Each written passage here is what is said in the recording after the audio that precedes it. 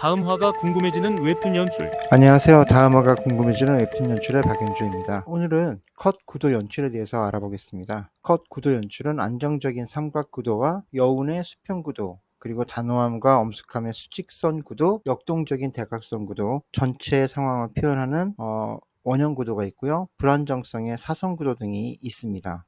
이 안정적인 삼각 구도를 한번 알아보면요. 말풍선에 딱 들어가기 딱 좋은 자리를 마련해주는 그런 구도가 되겠습니다. 한번 그림을 볼까요? 그림에는 다양한 컷 배열에 있어서 칸과 칸의 자연스러운 연결에 안정감을 주기도 합니다. 자, 이렇게 안정감이 있죠. 삼각형 구도이기 때문에 좌우에 말풍선을 배치하더라도 이 그림에 영향을 주지 않습니다. 그렇기 때문에 인물과 인물 사이의 거리감이 분명하게 표현되는 그런 구도입니다. 그래서 대부분 이런 구도는 표지나 등장인물 주인공의 그런 모습을 보일 때 많이 쓰이는 구도가 되겠습니다. 그 다음에 여운의 수평선 구도가 있는데, 이것은 수동적이고 안정감을 주는 구도로 먼 거리의 인물이나 사물을 표현할 때 많이 쓰는 구도입니다. 그래서 구도가 주는 느낌을 살려서 독자한테 여운을 남기게 되는데, 수평선으로 쭉 멀리 뽑아내는 그런 구도가 되겠고요. 이때 이제 실루엣으로 인물을 표현하게 되면 좀 더 멀리서 인물이 보이기 때문에 집중할 수 있는 그런 구도가 되기도 합니다. 그 다음에 단호함과 엄숙함의 수직선 구도가 있습니다. 위에서 아래로 내려오는 수직선 구도인데요. 자신감이라든지 힘,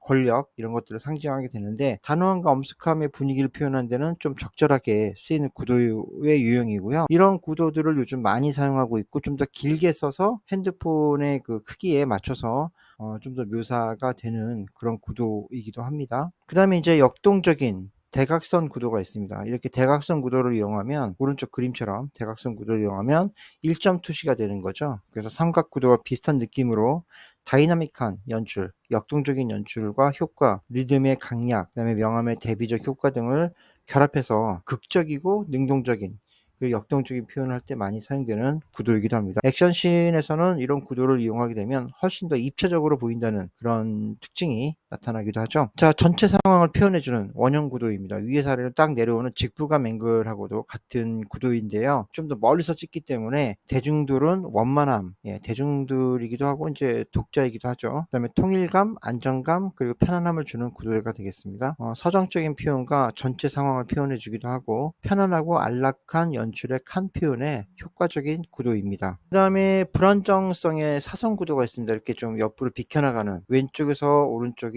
낮아지는, 아니면 오른쪽에서 왼쪽으로 높아지는 형태의 그런 구도라면, 이것도 마찬가지로 액션씬 같은 데서 많이 연출이 사용되고 있고, 역동성과 속도감을 보여주는데, 이 캐릭터를 오른쪽에 있는 그림보다도 더 좌측이나 우측으로 배치하면 훨씬 더 역동적인 표현을 할 때 쓰이게 됩니다. 그래서 강력한 원근하고 확대 등을 표현하기 때문에 왜곡하는 모습, 왜곡의 모습으로 보일 때, 그러니까 극투시 형태의 모습으로 보일 때 훨씬 더 불안정성의 사선 구도를 보이게 됩니다. 자, 이런 구도를 다채롭게 이용할 수 있게 된다면 우리가 액션씬을 좀 더 역동적으로 보기 때문에 리듬감이 커지게 됩니다. 그러면은 독자들은 좀 더 재미 요소를 크게 느끼게 되겠죠.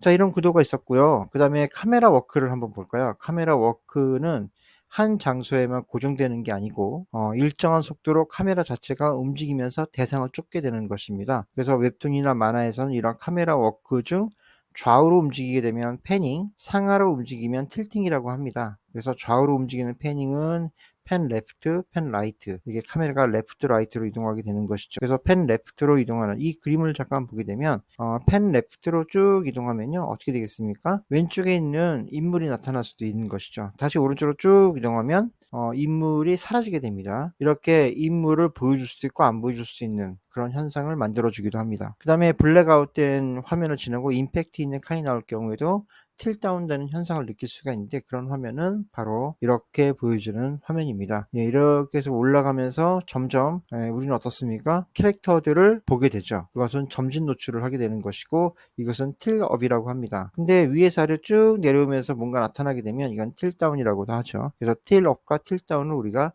사용하면서 상하로 움직이고, 이것은 점진 노출을 보여준다든지 아니면 임팩트를 보여주는 그런 컷을 만들어낼 수 있다라는 것입니다. 자, 그 다음에 피사체를 끌어당기는 카메라 워킹은 가까이 끌어당기는 줌인과 멀어지는 그런 줌아웃이 있습니다. 그래서 피사체를 가깝게 끌어당기면 줌인이 되겠죠. 점점 심리묘사에 가까워집니다. 그런데 이것을 점점 멀리 떨어뜨린다면 줌아웃이 되면서 심리묘사보다는 뭔가 배경을 보여주는 그런 형태, 그리고 캐릭터가 현재 처하고 있는 상황을 배경을 통해서 보여주게 되는 그런 줌아웃 형태가 나오게 됩니다. 자, 우리는 인물의 감정과 이런 묘사를 통해서 갈등 구조를 만들게 되는데, 이런 것은 카메라 워킹을 통해서도 보여주지만 그것보다는 앵글을 통해서 카메라가 이동하는, 카메라가 위아래로 움직이는 것에 따른 그런 어떤 각도로 인물을 넣게 되느냐에 따른 그런 앵글 기법을 쓰게 되면 훨씬 더 독자들한테 다양한 감정을 전달할 수 있습니다. 자, 이 인물의 감정 묘사는 다음 시간에 알아보도록 하겠습니다. 오늘은 여기까지 하고요. 궁금한 점 있으시면 댓글로 써주시면 자세히 답변 드리도록 하겠습니다. 감사합니다.